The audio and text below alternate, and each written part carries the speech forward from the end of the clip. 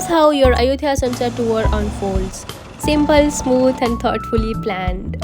The journey begins at Safan Taksin BTS station exit number 2, where our English speaking guide will be waiting for you, and the guide will walk you to Sun Leisure World bus. Once everyone is settled, the journey to Ayutthaya begins.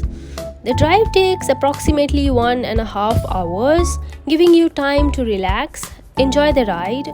Throughout the tour, your English speaking guide takes care of every explanation, allowing you to focus fully on experience without any hassle.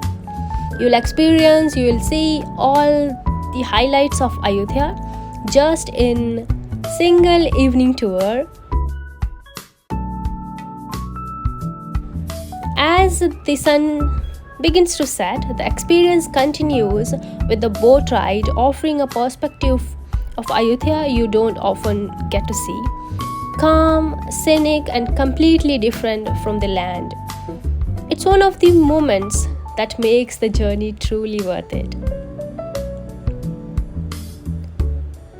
The tour then concludes at Wat Chaiwatthanaram, one of the most beautiful temples in Ayutthaya, especially at the sunset.